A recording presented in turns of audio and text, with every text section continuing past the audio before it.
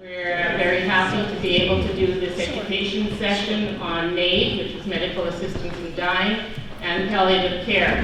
We haven't been able to do anything for a couple of years thanks to our friend COVID. And we did do one a few years back, but as anything, things change, legislation, policies, procedures, different things. So just a few housekeeping rules or thing is that we're going to have Maggie Buyko from Shared Health on the MAiD program speak first. So she's going to speak for 50 minutes or maybe a little less, allowing some time for questions. If you have a question, I'll bring the microphone to you. And then we'll have a little break for them to switch over their computers. So for Charlotte Murray from Palliative Care with Prairie Mountain Health to set up, and then she'll do a presentation for an hour as well. There's coffee and cookies for the breaks and after. And I know you didn't come to hear me, so I'll turn it over to Maggie, and she'll give you a little background on herself. Thank you. I was telling the ladies I always love coming to Neepawa. I'm not the first person to say that, but I don't know if that's been said too many times in history, but I really do love this town. I grew up a little bit west of here in Oak Lake, went to high school in Verdon. Bill Bailey and I have been acquainted through the West Manleaf Choir, so I've got a couple of little ties to this town. They make a really great chai latte down the street. And I know a few faces in here. I know Ellie, which actually I'm going to ask her to come up and just share a little bit before we start. I'll tell you a little bit about myself. I'll get Ellie up here after, and then we'll talk about kind of the meat and potatoes of medical assistance in dying. So I've been a nurse for long enough that I can't remember exactly how many years. 13, 14 years. I have a bit of history in, well, I started out in maternity. There was too many ladies in maternity. Turns out that's all you get. So I needed that's too much estrogen for me. I grew up with 3 sisters. I had enough. I moved on to emergency medicine from there, where I worked for several years, which was a really great experience because I saw all sorts of stuff. From there, I had a child, and I needed to have a bit of a lower key job, so I moved into medicine and eventually into palliative care. Palliative care has always been a love of mine, I would say. I saw my grandparents die, at young ages, and my dad as well passed when I was 21. And having been with him, I really learned the value of accepting that part of our life cycle, and how accepting that part of our life cycle can really make it, I wouldn't say easier, but more meaningful for ourselves and for our family members. A few years ago, I was given the opportunity to join the MAiD team, though, and I was so excited, and I realized if I'm excited about this, I should probably take it, because not everybody is cut out for this type of work. And I was totally cut out for this type of work. It is absolutely something to me that feels like it's fulfilled my purpose, to be with people when they die, and to give them a choice when often there are no other choices left. So yeah, that's me. My husband and my son are back in Winnipeg. My hubby is a sucker. He still works in emergency. And my son is moving up the ranks of Little League hockey. And so it was actually great for me to take a nice drive and look at fall colors today and listen to, I was telling Charlotte, listen to some of the podcasts that do not interest my husband whatsoever. So I'm going to ask Ellie to actually come up here, if that's okay. Are you okay with that? She wanted to share a little bit about her experience with the MAiD team, and then we'll talk about things. Hi everybody, and thank you for this. Just under 3 years ago, my husband was diagnosed with a very aggressive cancer, the oncologist told us our first visit, Ron, you have 3 months. And he was going to die at home, his request and my wish. And he said to me after just a few weeks, Ellie, I want to choose MAiD. And I said, oh, okay. And he went that route. He was so well prepared, and our families were well prepared, and Maggie was his beautiful nurse. And I saw compassion and love during that process that I maybe had never experienced. And his passing was beautiful and gentle and easy for him and for us. And I can't believe how Maggie affected my life and our kids' lives, and we have stayed connected. And I did not say this, but thank you. Thank you.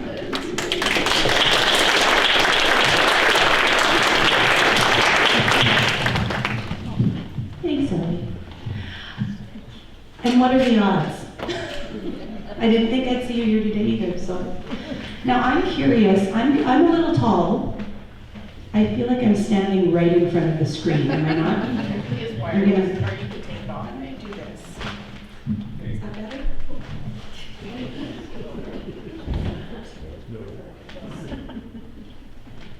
Is that better? Now I'm in front for you guys. We're gonna do something. Let's move this. Is it on this side?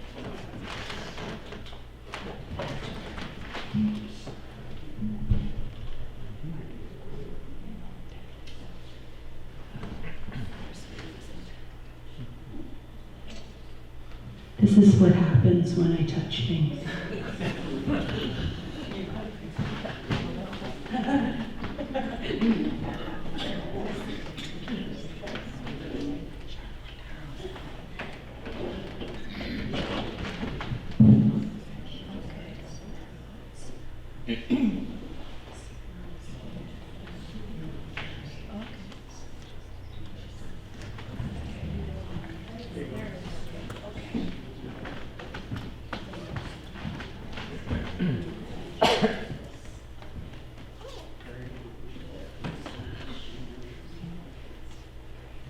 Two miracles in one day. Got it figured out. I'm gonna actually just sit here. Is that okay with you guys? You don't need to see me.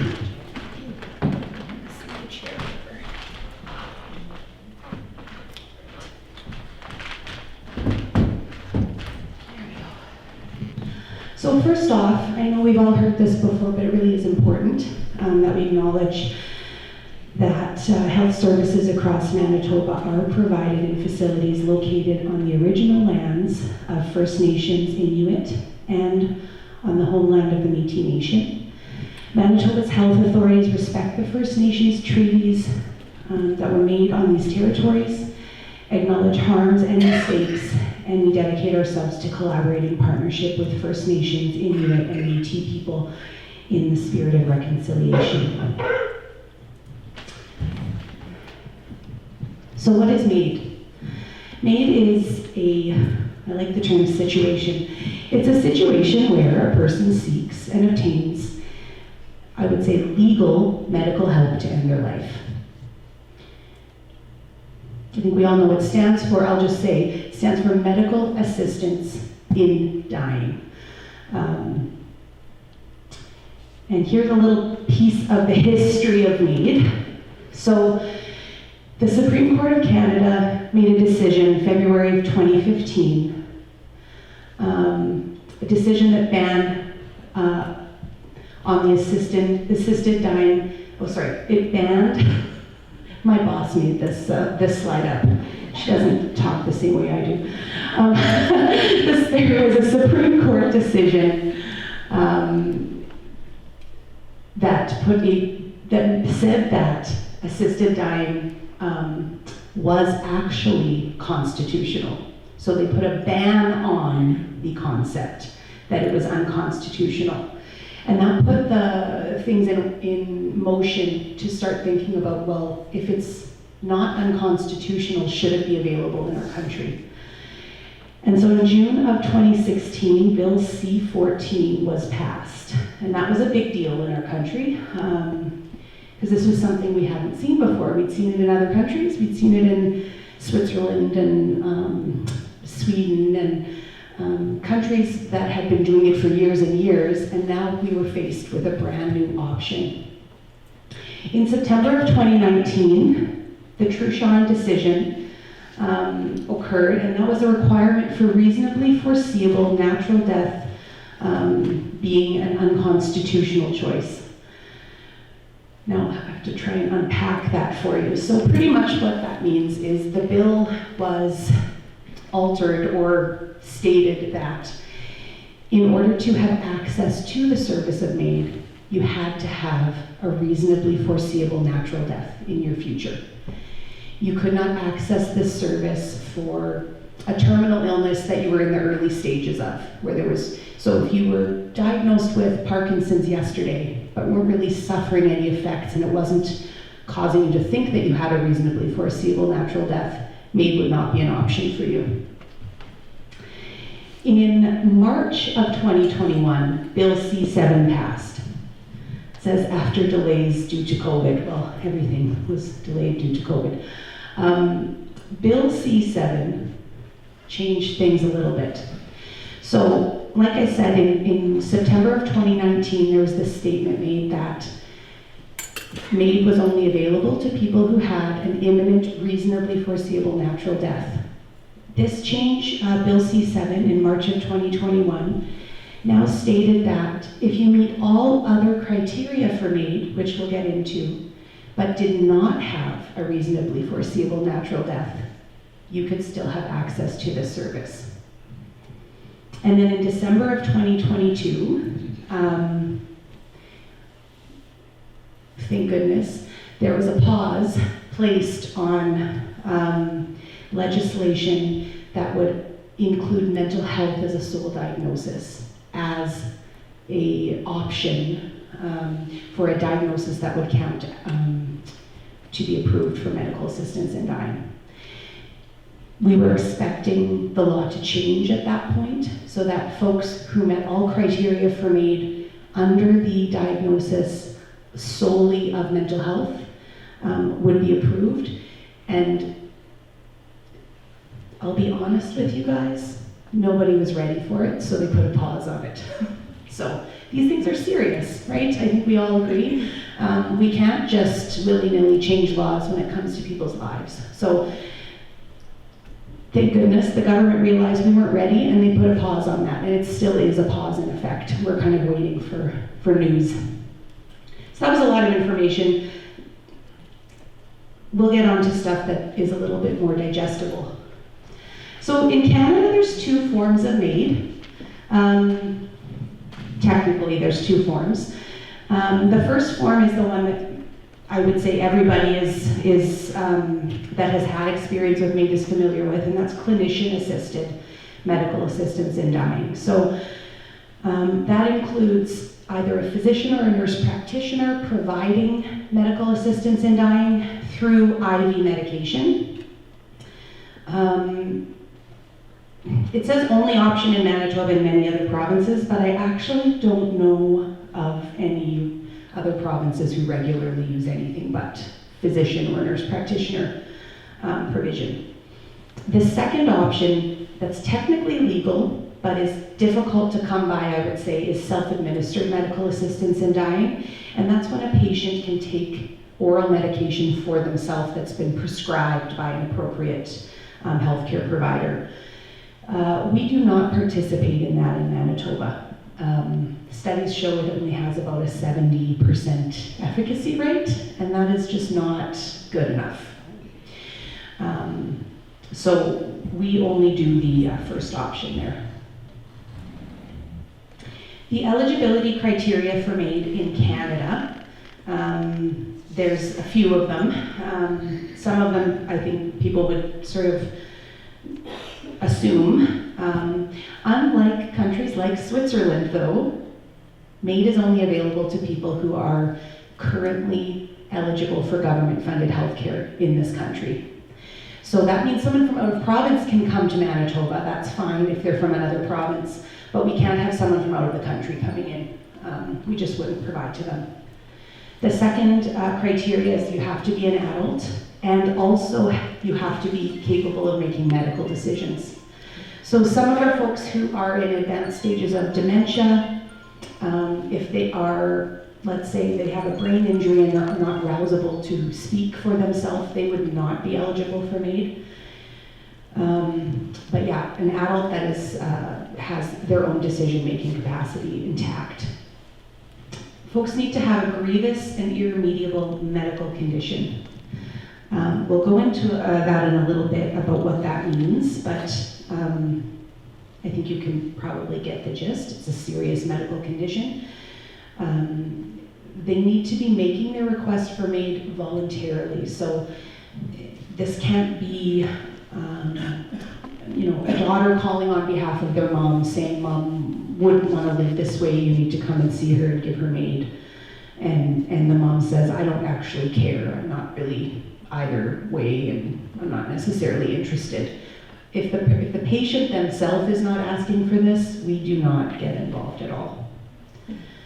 And also, there must be informed consent after review of all options, including palliative care. So what that means is, if you call us and say, "I'm interested in the option of MAiD," we want to know what your last kind of few trips to the doctor looked like, what your medical team involvement has looked like, if you are aware of all of your treatment options. If you were diagnosed with a terminal cancer last week and you haven't met with anyone from cancer care to know your treatment options, we would advise you to go ahead and do that first. And that's because sometimes our assumption of our own physical state is not necessarily accurate with modern treatment options. So we want to make sure people are well informed. We also want to make sure that folks are connected with palliative care if they're appropriate. Because if the reason you're choosing MAiD can be alleviated through palliative care, that's a better option for most people. But also, our process takes time. And palliative care is usually a lot better at addressing concerns, symptoms, those types of things, quicker than we will be able to help. We don't want you waiting 2 or 3 weeks in excruciating pain when palliative care could at least make that time comfortable. So back to the grievous and irremediable medical condition. So there's sort of three pieces to that puzzle. The first is that you have to have a serious and incurable illness, disease, or disability. Now, incurable can have a little gray area mixed in. Serious also can as well, because everyone experiences disease and disability differently. But when it comes to an incurable illness, the choice to not have curative treatment does not make a disease incurable. So if you had a cancer that the doctor said, if we remove one of your lungs, you have a good chance of being cancer-free, and you said, "I don't want to do that." Unfortunately, that doesn't mean your cancer is incurable. Once the cancer spread to the rest of the body, and there are no treatment options to get rid of it, then you would be considered to have an incurable illness. Does that make sense? Yeah, okay.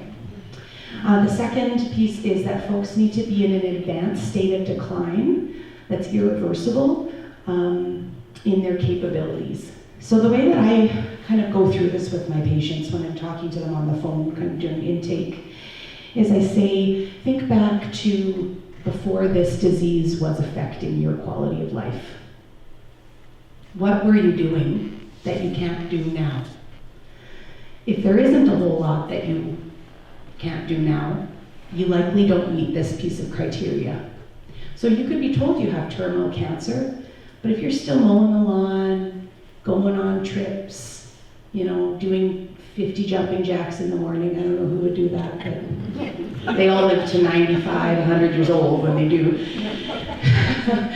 We would say, you know what, you're not really in an advanced state of decline in your capabilities yet. We also, though, take into consideration that for some people, their baseline of their capabilities is either higher or lower than the mass populace. So an Olympics swimmer, if an Olympic swimmer couldn't do 20 flights of stairs, they could only do 1 flight of stairs. That would be a significant decline in their capability.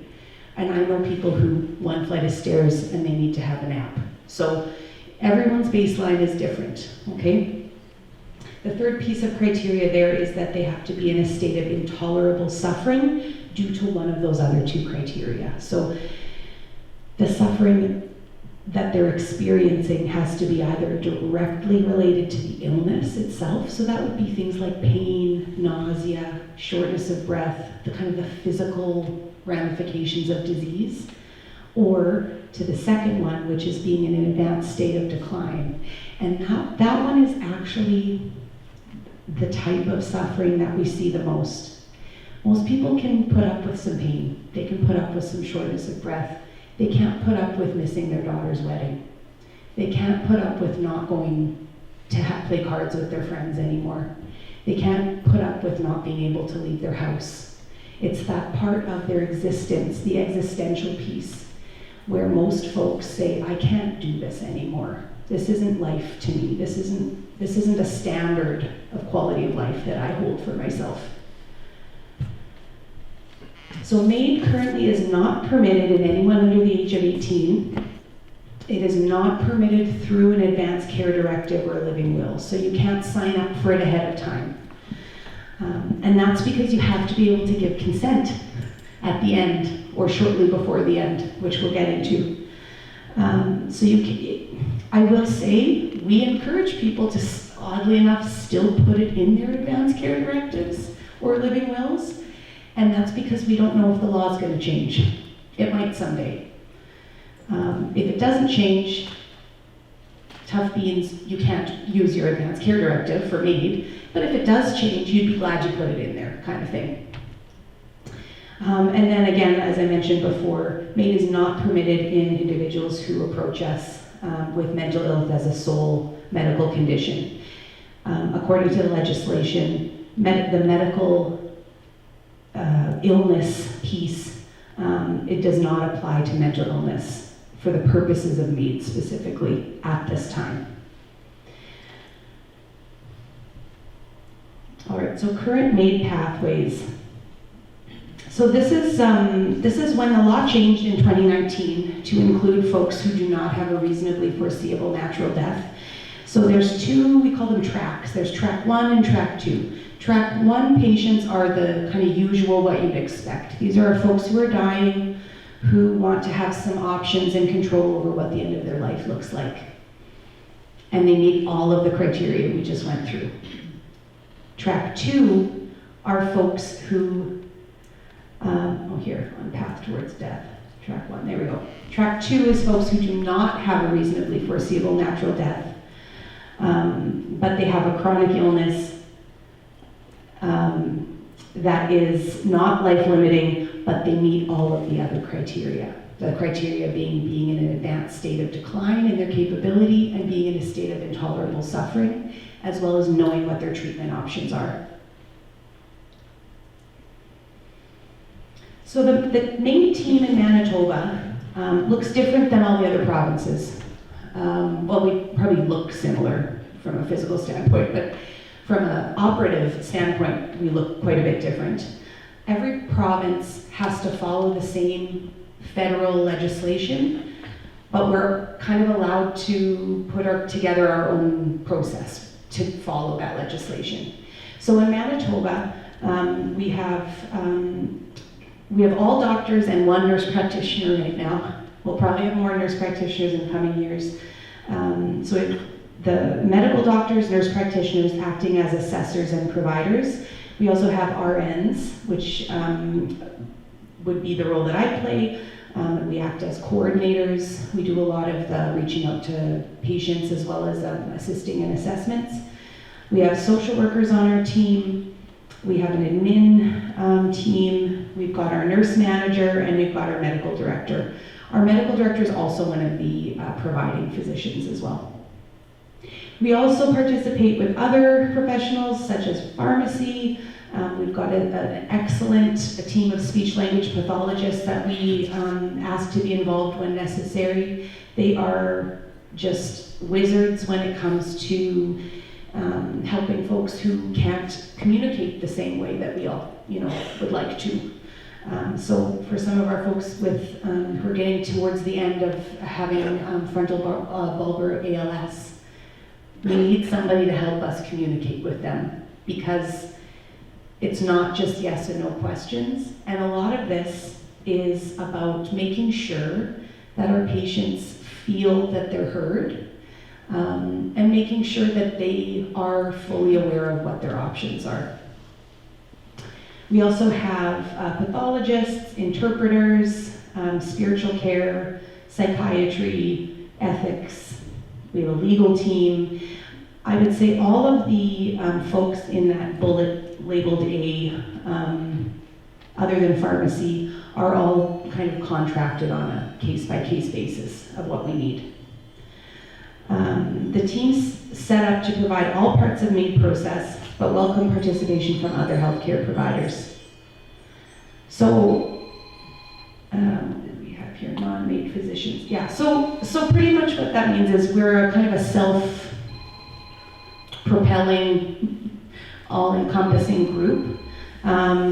We don't require help from outside, but we welcome it. If a patient contacts us, I know we have a doctor, Dr. Cram, who works out of, I don't know if he works in Neepawa at all, but he works out of Brandon, and he's been an assessor for us in the past, and he likes to be involved with his patients because he knows them and he wants them to feel comfortable.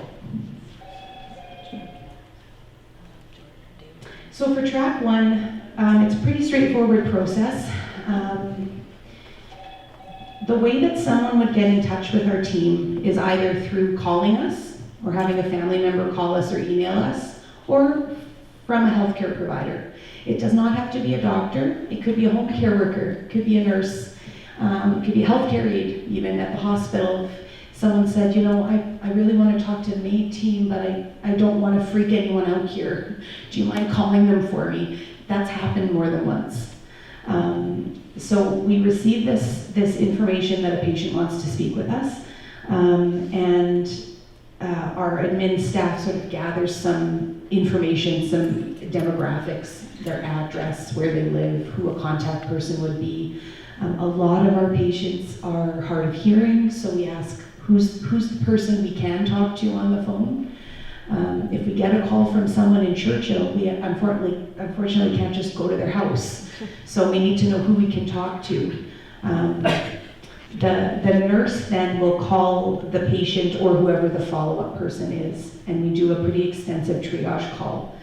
Those can last from, 20 minutes to sometimes, Ellie's gonna laugh at this. I've been on the phone with people for an hour and a half before because this is a big deal. This isn't us calling to talk to you about your hip replacement surgery in 9 months. This is a big deal, and we do value our time getting to know patients, because this is the only time this is going to happen to you, and for a lot of people this is the first time they've ever heard about this service. So we take our time during that call. After we've had that conversation, we've collected some medical records, the next step is that 2 separate physicians or nurse practitioners from our team need to meet with the patient. These 2 meetings are pretty much identical, but by law, both doctors or nurse practitioner need to come to their own independent decision as to whether or not a patient meets criteria. They can't give slip notes on the desk and say, yeah, they meet criteria, you don't have to do your homework. They really do need to meet them, talk to them. And it's also a chance for us to sort of gauge any family issues that might be happening, any unmet needs.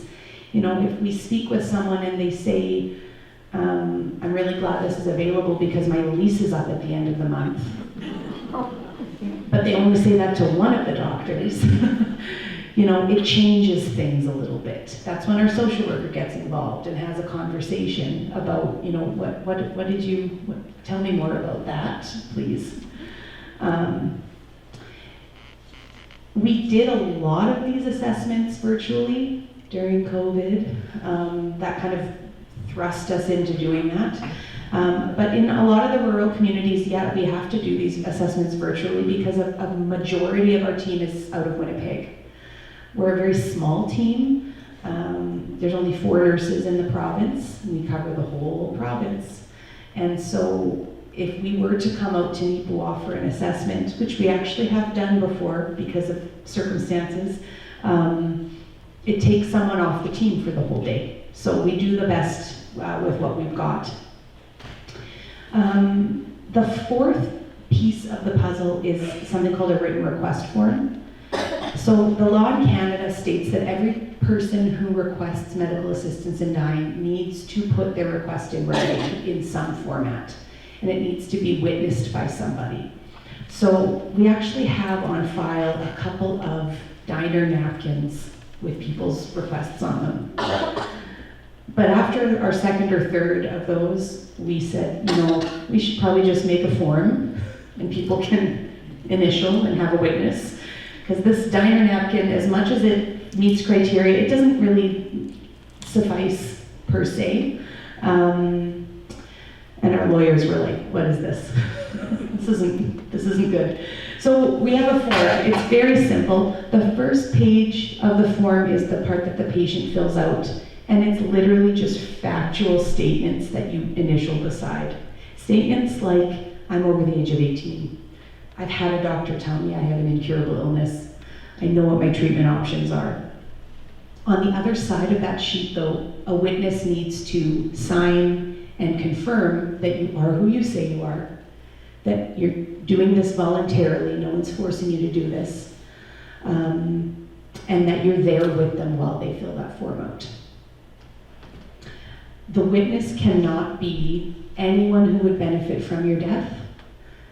So it can't be a family member or anyone, you know, a distant relative who's inheriting the china, or your neighbor who you're giving all your furniture to. It can't be someone like that. So what we normally recommend, because the law did change to allow paid healthcare providers to be witnesses, is we suggest that you ask your palliative care nurse, or you ask the cancer care nurse that you're seeing, or you ask the home care attendant that's coming. They don't have to say yes, but they often do. And they know who you are. And they know usually the ins and outs of your family dynamics, if someone's forcing you to do this or not. And they can also reach out to us if they have concerns. So if you're ever in a situation, I will say, where you're looking at the option of MAiD for either yourself or a family member, and you can't figure out a person who can be a witness, we do have other options through a video witness that we can help with. And then the last kind of piece of the puzzle, if folks are deemed eligible to have help to die, is the provision day itself. So that's the day where we come. I call it people's transition day. Everyone kind of has their own name for it. But the sort of normal term we use is a provision. In big bold letters there, we're not an emergency service, usually a minimum of 2 to 4 weeks. When we started out, we were getting maybe 65 requests a year. So we were able to be an emergency service. We could see people in a couple of days. We get maybe 15 or 20 requests a day now. So it's not quite as easy to see people quickly anymore. So for the track 2 patients, we talked about this a little bit. These are folks who do not have a terminal illness or a reasonably foreseeable natural death. They have a little bit more homework to do. The first step is, we don't do this with everyone, but if it kind of makes sense, we send out a patient questionnaire to them. And that's for us to really kind of break down what's going on in their life. So this is where we would find out that somebody's lease is up at the end of the month. Or we would find out that they and their partner are splitting and it's a tumultuous divorce and they just want to end it all. These kinds of things come up in a patient questionnaire, and then we can address them appropriately, because MAiD is not the answer for those kinds of problems. We also, though, find out sometimes that a patient has maybe seen their doctor once in the last 30 years, and that one visit was 2 weeks ago when they found out that they were full of cancer. And that makes a big difference for somebody, because there's a lot of things available out there for support that they maybe don't know about, because they haven't had access to the healthcare system for so long. We always ask for healthcare provider input, so that's specifically specialists that we ask for information from. So if a patient's coming to us with really horrible effects of diabetes, maybe they've had some amputations, maybe they're at a state where they can't really get out of bed anymore on their own, they can't transfer from a chair to the toilet, and they're like, I can't do this anymore, I'm suffering so much, and my life does not have meaning anymore in a way that I like. We want to make sure that they actually have seen all of the appropriate specialists. For anyone who's seen a specialist for a specific health condition, they can make a world of difference that a family doctor maybe can't. And so when someone reaches out to us with a non-terminal illness, we make sure that they've seen and have recent input from a specialist to help guide us to know that they actually are aware of all of their treatment options. Some folks get a psychosocial assessment. These are folks who, when we're talking to them on the phone, we just get a whole bunch of red flags. Or if they've maybe had some suicide attempts in the past. We want to make sure that we're seeing the picture clearly, and so we have our social workers, which they're really actually, I think they all have their masters in psychology. Social work is a kind of a smaller term for what they are, but they assess the situation, they sit down, they'll go have a 2 or 3 hour conversation with these folks and really dive into what's going on. They also cannot have help to die any earlier than 90 days after our first physician is in contact with their case. So that's the minimum. For most patients, it's longer than 90 days, because for most patients, there's a lot of homework to do to make sure that they're actually meeting all the criteria. That's usually never a happy thing for us to tell patients that are sort of at their wit's end. But I know for all of us on the team, we're thankful for that, because it gives us a chance to really make sure that this person is sure. Nobody wants to walk into a situation feeling like the patient isn't sure that this is the right option for them, right? Again, expert input, we sort of touched on that already. And then serious consideration of all treatment options. So this sort of falls into the same category as the incurability of their illness, but an example of what we mean by serious consideration is if a patient came to us and said, again, I have end-stage diabetes, I'm not able to do much that I want to anymore. I had, all the toes on one of my feet amputated last year. I can't walk anymore. I'm in a wheelchair. And now the doctor says my only option is to have my other leg amputated. I don't want to be that person. I don't want to live that life. That's different than them saying, I don't want to take my insulin injections anymore. Do you see what I mean? It's a serious consideration, as in, is this reasonable for you to be declining this? Yeah, I would say most people wouldn't want to have one of their legs cut off. But if the thing that's saving your life is simple, is just getting insulin injections, we would say, this isn't really necessarily serious consideration that you're doing here. We'd explore that a little bit more.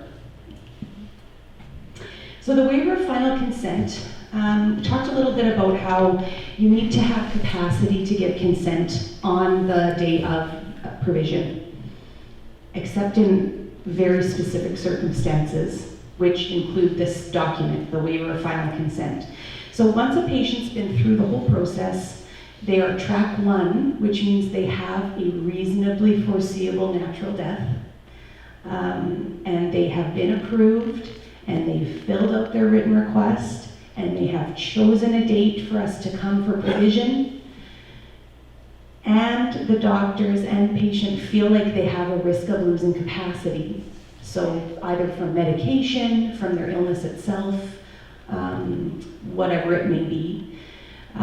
The doctors and the patient can complete a form that says, on this day, Tuesday, October 10th, I am choosing to have help to die on October 20th, and if you show up and I am too drowsy from my palliative care medications to wake up and sign the form, I'm giving you permission right now to still help me die that day. Nobody else is giving that permission for them. It is a way to sort of allow them to still have all comfort measures available to them between that day and the day they've chosen, and essentially to do what we try and do for everyone, which is help them live as long as they want. This law came out of a situation where there was a mother who was dying of cancer, and she wanted to spend Christmas with her family, with her kids, her young children. She had a brain tumor, and she had to have help to die before Christmas because she was losing it. She was losing her capacity. And so they said, you know what, if she would have been able to sign this form, yeah, she might have been altered at Christmas, she might not have been all there, but she still would have been there. So the law changed to allow some insurance sort of for that type of situation. All that being said, if we show up and a patient is confused and pushing us away, we leave. We don't proceed. Any sign of refusal negates this form, okay? So the patient appointments, this is the two physician assessments that I was talking about. We do in-person and virtual. We do in-person whenever possible. Here in Neepawa, we actually have a couple of physicians in Brandon that help on our team, and we actually try and get them to come into town here and see folks. There's just so much more value in meeting with people in person, especially with some folks who have a hard time hearing over video. This is an important conversation that we can't really afford to wonder if people are understanding what we're talking about. So the physician has to be present. For most assessments, there's the two assessments. One has a nurse and one has a social worker at it. We encourage patients to have their family or friends or support people present, partially for support, but also because this is a really, really big decision that someone's making.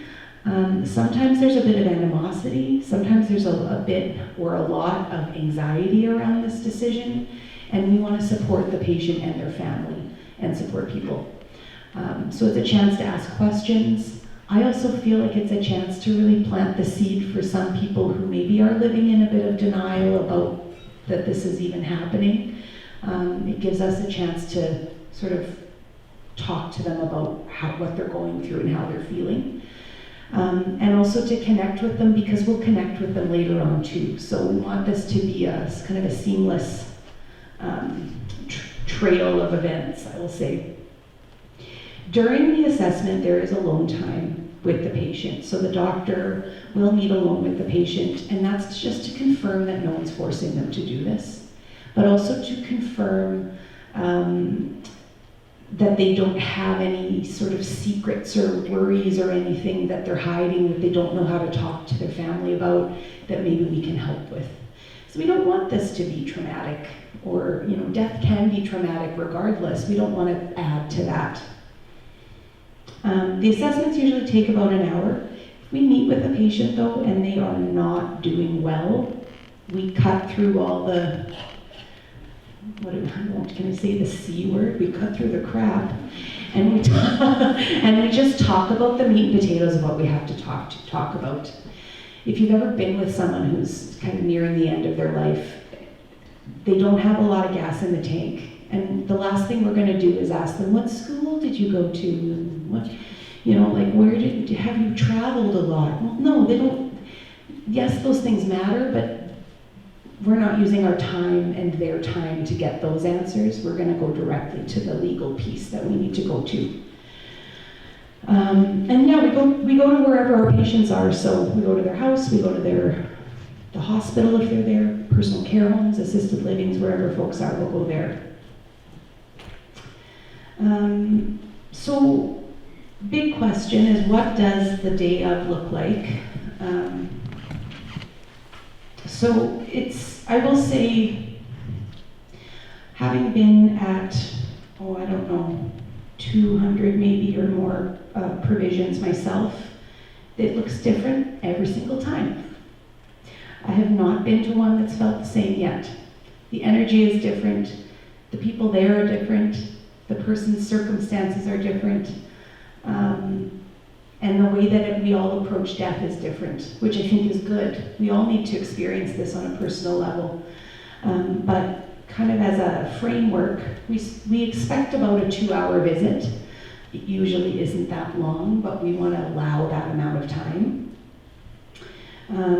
So we get there, first thing we do is in front of family, we'll ask a patient, is today the day? And that's not as much for the patient as it is for the family, because family needs to feel confident that their loved one is making this decision for themselves. So if they say, yep, today's the day, we ask family to step out with the social worker, who will have a conversation with them, a sort of a pre-brief in another area. Just let them know what they're about to experience from a visual perspective, but also from an experiential perspective, and to give a chance to ask some questions. Meanwhile, we're meeting with the patient. We're giving them essentially an out if they want it. We'll say to a patient, is today actually the day? Do you want another week? Do you want a few more days? We can come back. There's never any pressure to go through with this. I think we've had 2 patients ever change their mind in that moment. And if they do, we will actually go out to the family and say, darn it, we forgot our medication. We can't do this today. And it's not because we like lying, but this is an emotional roller coaster for these families, right? And it's a little bit of an easier pill to swallow if they feel like it's out of their hands. It also makes it so they can come back in that space with their loved one and just carry on. I mean, this is hard. Everyone now can be disappointed or however they're feeling, but we just want to take that pressure off of the patient. The last thing that they really deserve to feel is guilt on top of everything, right? So we just kind of take that out of the puzzle. If they say, no, today's the day, this is what I want, would they sign their final consent? Obviously, if they've signed a waiver of final consent and can't say yes, that piece is not included in the process. But for most patients, they sign their final consent, and then the nurse will put in 2 IVs, unless they already have a central line put in, which a lot of our patients do because you get chemotherapy through a port. So the nurse will put a couple IVs in, and then we let family come back in and then spend as much time as they want. Some people, they want to spend an hour together still.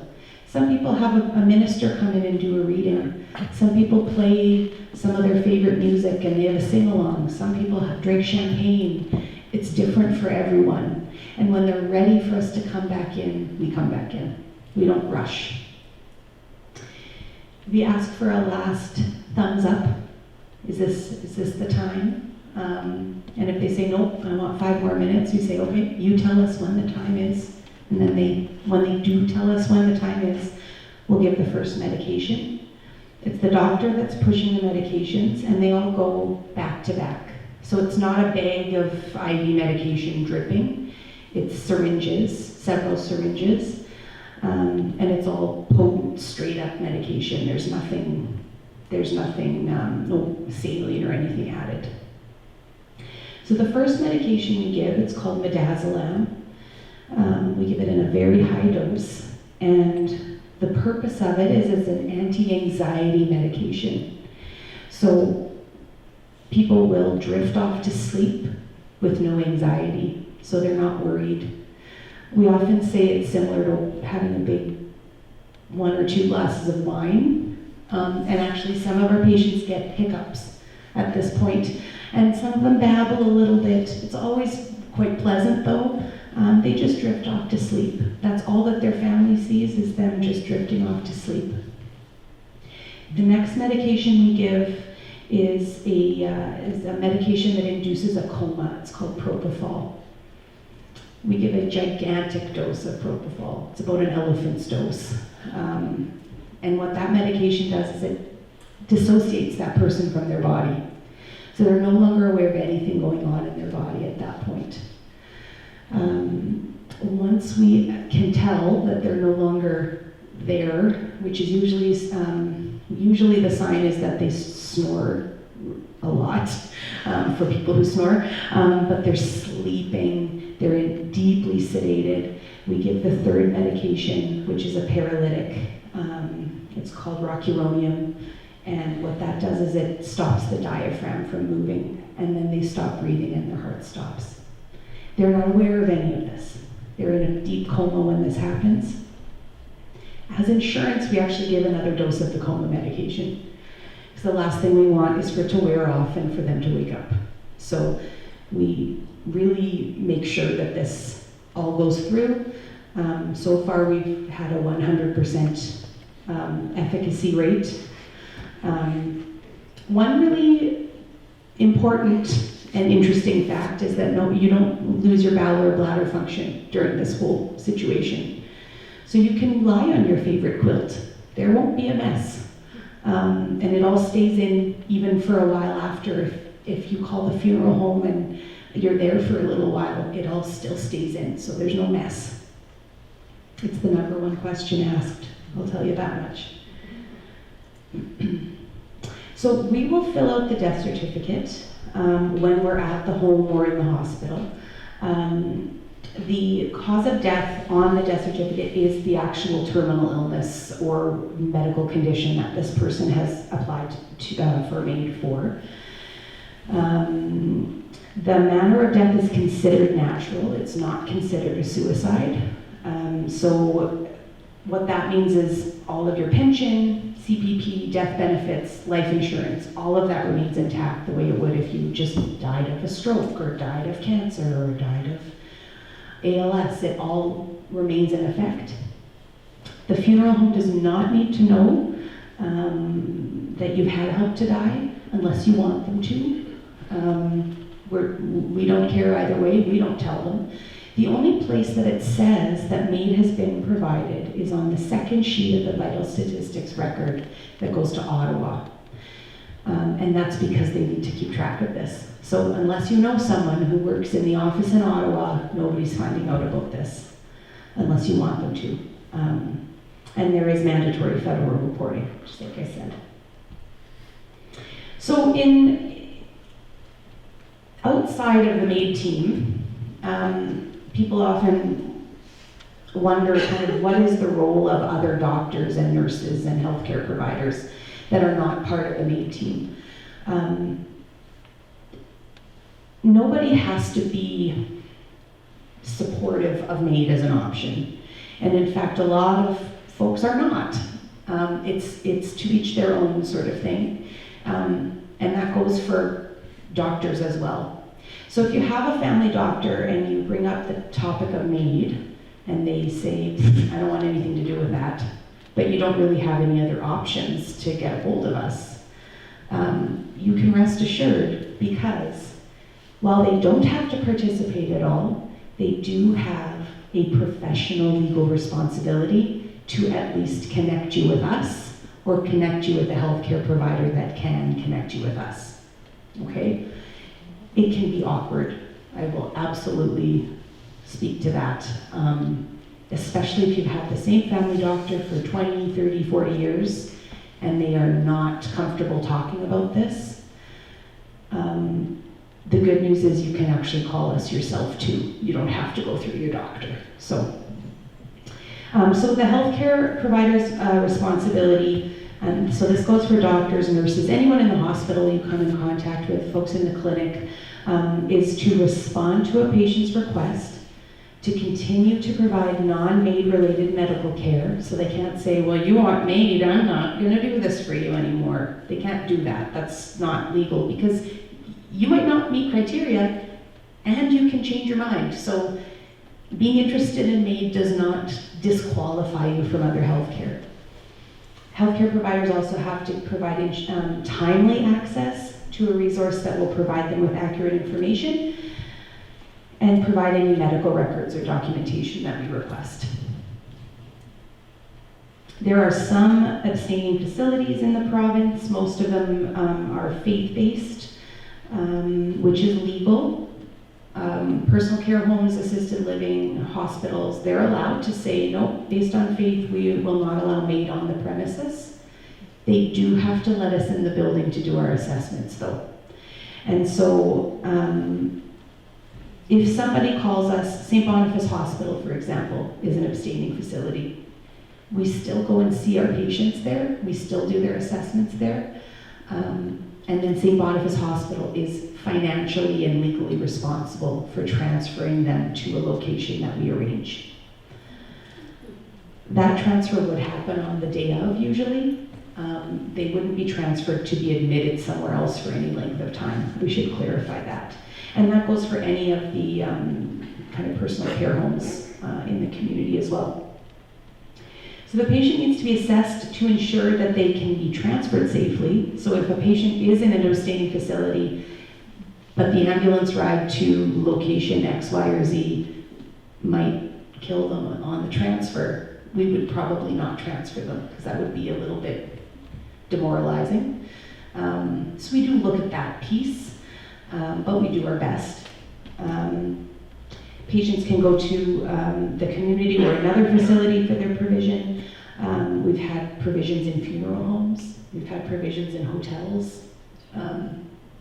It's kind of a wacky thing, but when we look at it from a larger perspective, none of this is super normal to anyone yet. So we just kind of, we play with the cards we're dealt and we do our best for our patients.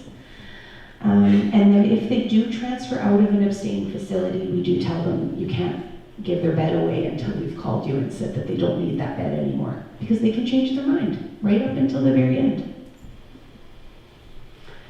So for our team, we've got, like I said, some psychosocial specialists on the team. They're available to patients and their families or support people. And sometimes it's for the staff at the facility that this patient has been living in for however long. If anyone here has ever worked in a personal care home, these folks become your family. So when they go, and that's hard. So we're there for that staff as well. We also are there for folks who are not eligible for MAiD but would like to be.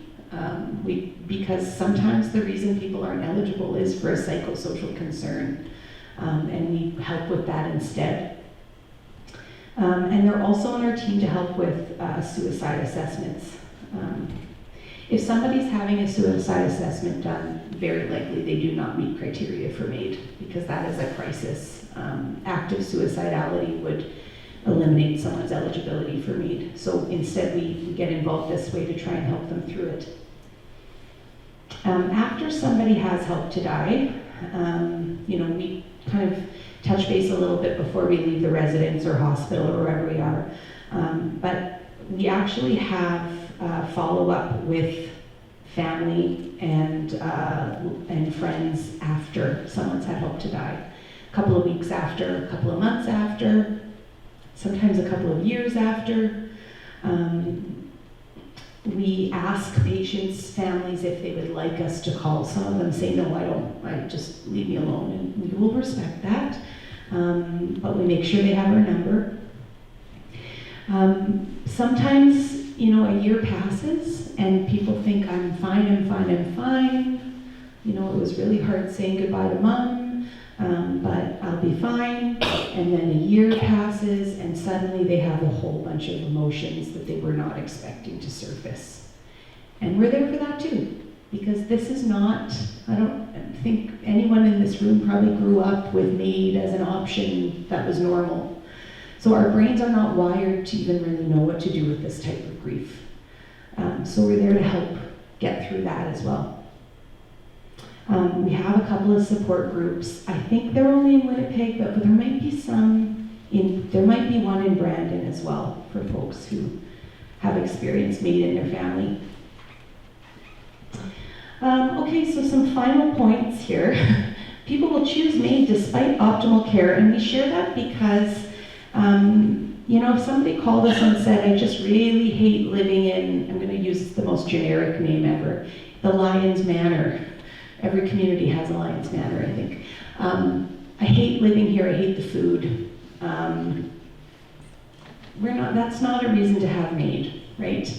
And so when staff feels that the reason someone has chosen MAiD is because they have failed to provide them with food that they want to eat, or I should have gone to their room faster when they use their call bell, and maybe they wouldn't choose this. That's not the reason. We wouldn't provide MAiD to someone if that was the reason. People choose MAiD because of their physical condition. And so we make sure healthcare providers know that. It's not their fault. Like I said, MAiD is not available through advance directive. Only the patient can make this decision. Spouse can't make the decision.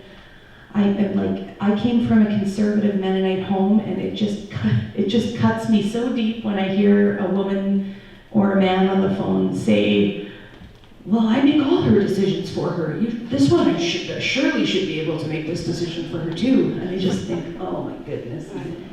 No, you can't. This is a decision folks have to make for themselves.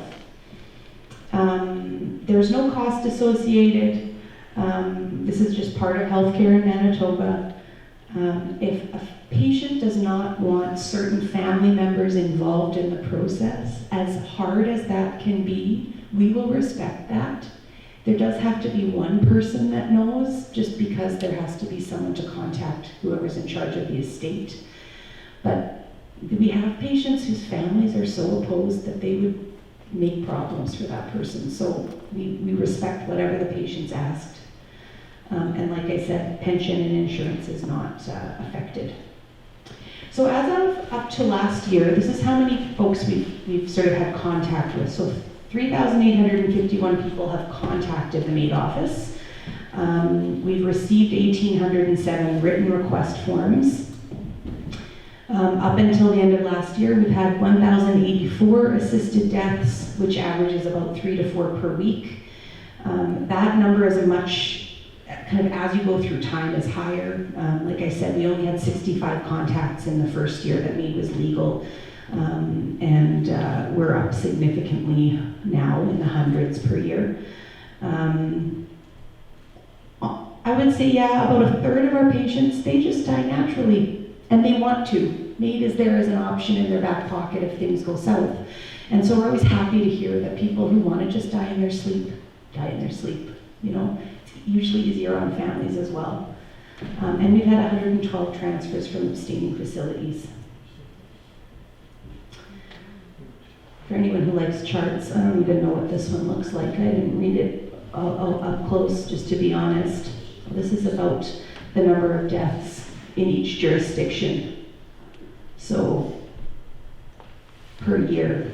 So I guess in 2021 we had 4.8% of the deaths that happened in Manitoba were medically assisted deaths, which is actually quite a few, 5%, up from 3.3 back in 2019. It's about a 50-50 split for men and women in our province, or in Canada it looks like.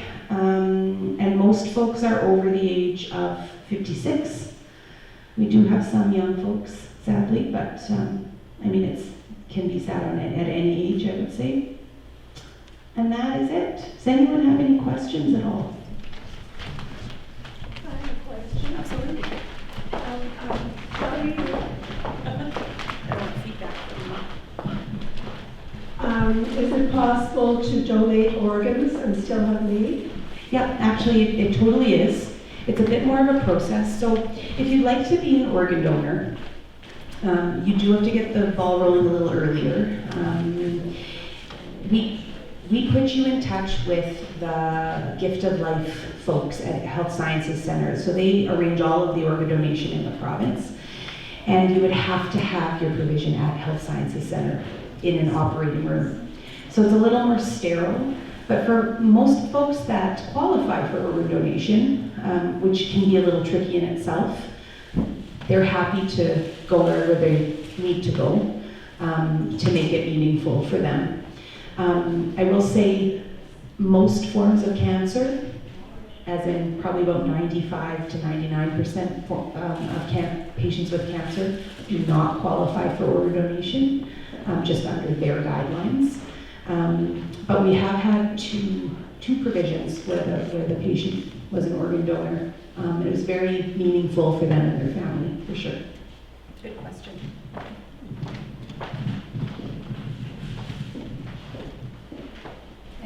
Any other questions? You guys are such good students. I think you are good presenters. So thank you so much, Maggie. My pleasure. Lovely to be here.